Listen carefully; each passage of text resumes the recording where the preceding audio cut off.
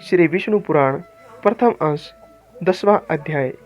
भृगु, अग्नि और अग्निष्ठन आदि पितरों की संतान का वर्णन।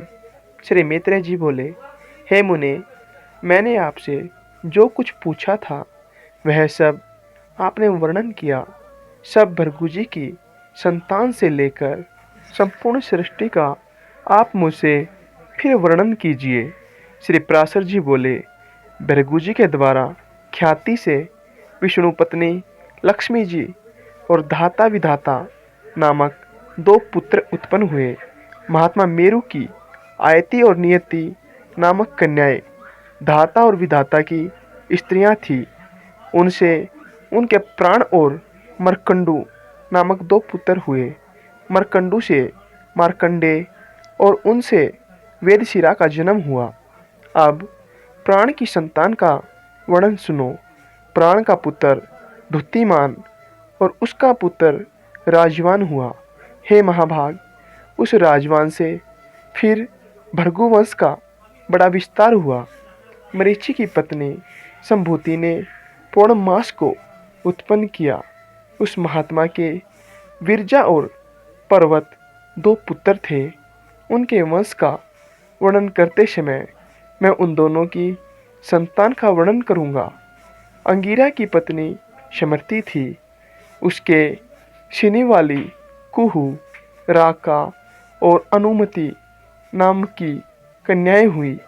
अत्रि की भार्या अनसुया ने चंद्रमा, दुर्वासा और योगी दत्तात्रेय इन निष्पाप पुत्रों को जन्म दिया।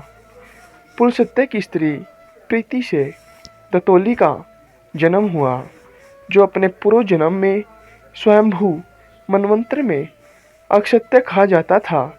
प्रजापति पुलह की पत्नी क्षमा से करदम, उर्वरीयान और सहिष्णु ये तीन पुत्र हुए।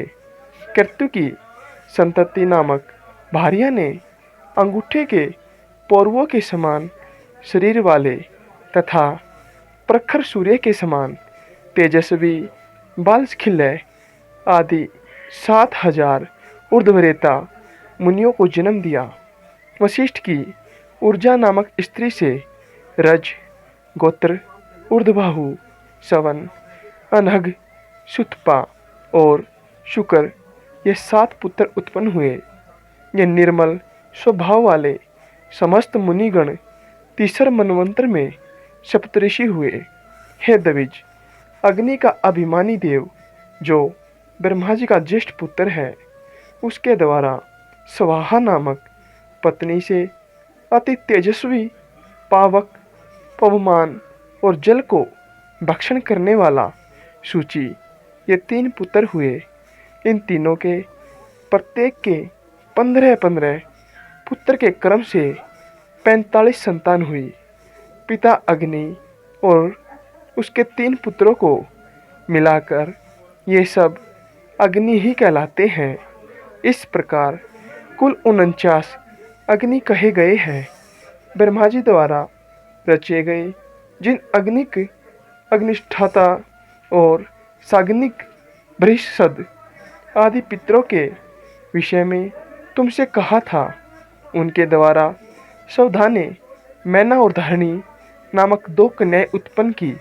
वे दोनों ही उत्तम ज्ञान से संपन्न और सभी गुणों से युक्त ब्रह्मवादिनी तथा योगिनी थी।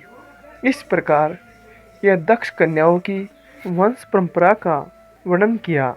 जो कोई श्रद्धापूर्वक इसका स्मरण करता है या सुनता है वह निसंतान नहीं रहता।